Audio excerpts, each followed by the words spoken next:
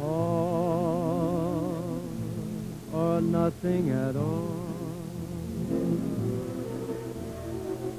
Half a love never appealed to me. If your heart never could yield to me, then I'd rather have nothing at all. All or nothing at all. If it's love, there is no in-between. Why begin and cry for some?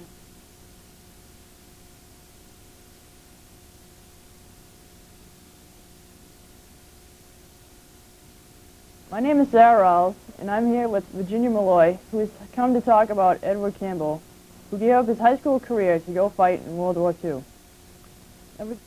I was a sister-in-law, and we were a very close family. In fact, there were 5 girls in my family, and across the street from us, there were 5 boys in the Campbell family, and one of my sisters, Faye, married Edward. Oh, wow. So that's how close we were. It was at the beginning of his senior year, and I think that you'd have to be, I think, 17, maybe? 17, and everyone knew they were going to have to make sacrifices, and of course it was sad. But you had this patriotism, and he certainly, was, his family, supported him in his desire to join the service, even though he hadn't graduated from high school.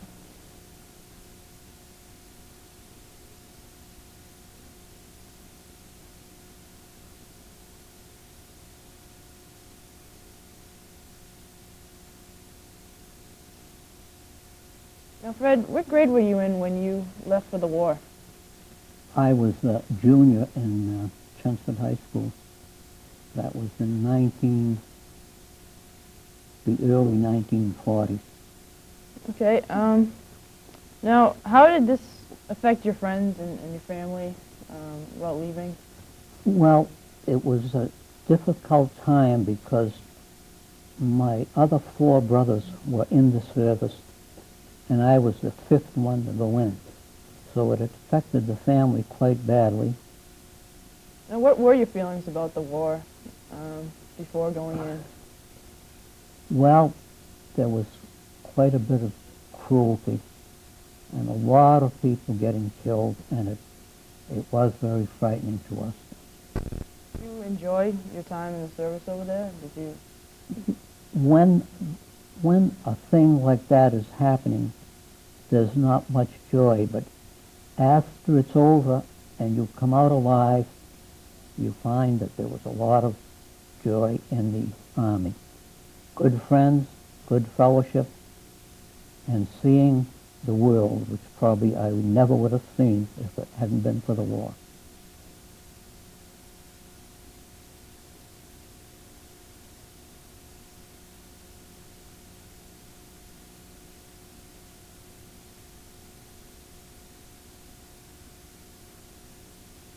How did this affect your friends and your family leaving?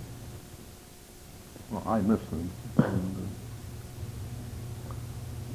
because here I went into a completely new environment, and it was completely different from going to school. Did this affect you when you got home? Like, how, if it did?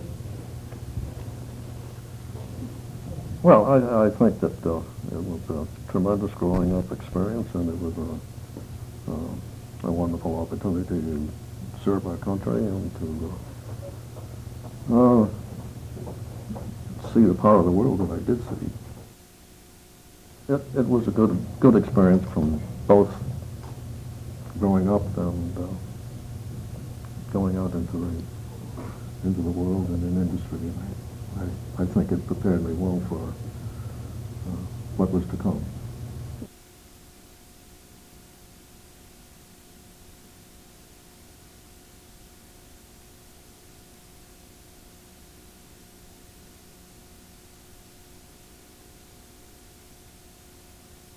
Any idea how old he was when he went off to war?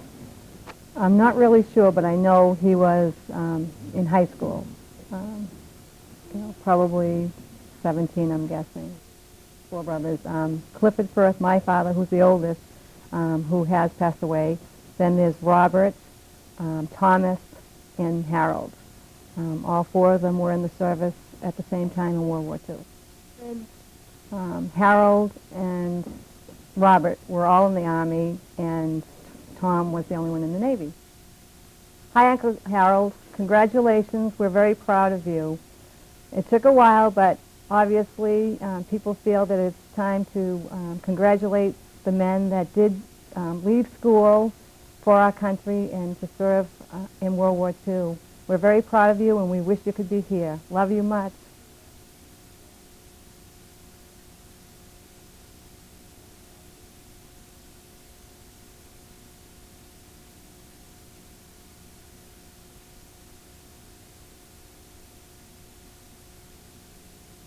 Did you find it difficult to leave your friends and your family at home, or? No, not really at the time, because everybody else was leaving. So it was just, so who stayed back? Just people that weren't physically able to fight in the war? Right. I didn't exactly like the Army, and I figured the Navy would be better. And my brothers that were in the Army told me to get in the Navy. Oh, really? Now, we understand that you left high school to go fight in the war. What made you make this decision? Because I had 3 brothers already in the Army, and I didn't wish to go in the Army and be drafted, so I went in the Navy. I enlisted. I see. Now, how old were you when you enlisted in the Navy? 17. Do you think that a similar experience would benefit youth today? I think so, yeah. In what aspect? Well, I think it gives them the experience and how to take orders and things like that.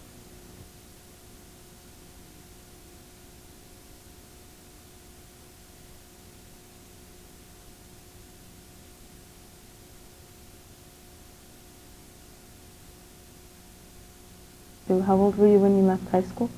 I believe I was 17. 17. Yeah. So that would make you a junior or senior, I was halfway through my junior year. Well, if you're comfortable with that I'd say my best experience was a travel. Yeah. I went all over the country. I met a lot of nice people, very good people. Made good friends. Other than that, it brought me to the realities of life.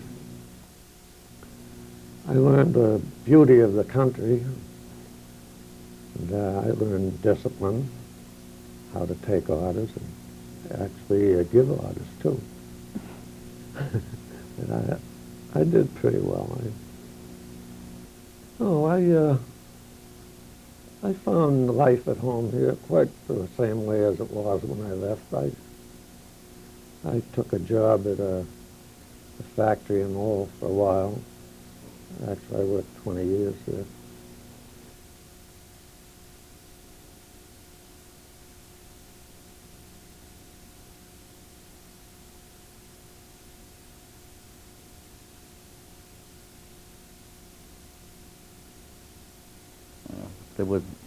There wasn't any place else you'd have rather have been at that time. And did you find it difficult to leave your friends and family behind to go fight? A little, but there was the anticipation and the eagerness to do something different and be where things were happening. You were gone a long time. You miss seeing your little sisters grow up, or partially growing up, and you miss your parents. That's about all. Do you feel that you missed out on any experiences that your fellow peers had that were back at home? Maybe the senior prom. That's about it. Oh, I think I I was having more fun than they were. Yeah. I think so. 1952, I re-enlisted again for the Korean War, and I served 4 years, from 52 to 56.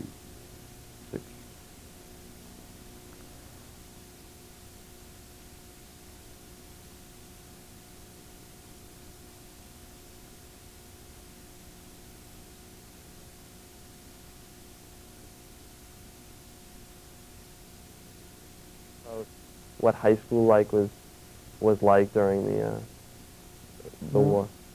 It was very good, but the only reason I left high school was due to the war. They attacked us, and everybody wanted to join. You'd be sitting in class, and the next day, Billy wouldn't be there, and then Yeah. Jimmy. It was thinning out, stopped thinning out. People were dropping out of school like flies, which was the wrong thing, but we had to go because of the attack on Pearl Harbor. Now, was it just students, or was it? We had a couple of teachers that left. I believe he got killed, Mr. Ford. How did this decision, you leaving high school to go to the war, affect your family or your friends? Well, my two brothers were in.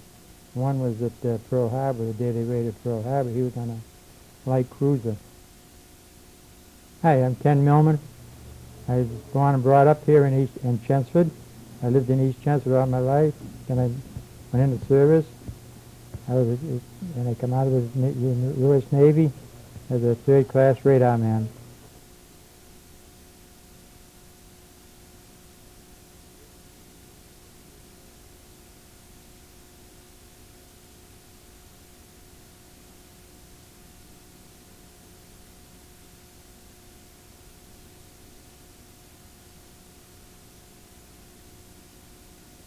With me today, I have the widowed wife of Harold Francis Scott, Lillian Scott. Stott. I'm sorry. And their daughter, Cynthia Atchison. Yes. It's a pleasure to meet you both. Pleasure to meet you also. Now, so you've known Harold for a large portion of your life, then? Since 1947. Oh. Okay. We were married in 1948. But the very first date that I had with my husband, that was old-fashioned then, but he had to come and meet my family. And he had driven me home from school the first time. Well, as I said, walking back and forth to school, he drove me home from school. And I invited him at that time to come to Thanksgiving at my house, at my family's house. Yeah. I mean, aspect. Did he feel that he missed anything other than the graduation itself? When Well, he yes, left high he school? felt that he missed the last part of his school year, but I made up for that. I'm sure you did. Because I invited him to my senior prom.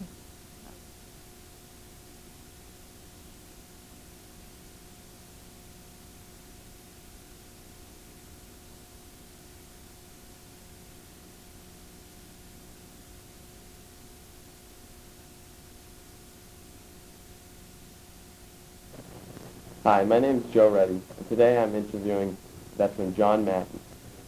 Mr. Mackey, can you tell us a little bit about enlisting in the war? I left high school in the early 40s and tried joining the Navy, the Marines, the Air Force, and I was colorblind. That's why they refused me. But the Army took me. What did you do in the Army? I was the first cook. Now, did you find it difficult to leave your friends and family? No. No, did you? What did you learn from the war experience, besides cooking, that you would have never learned had you not gone? Mostly getting with the fellows in the Army, in the troop, getting along with them. Companions and stuff. That's right.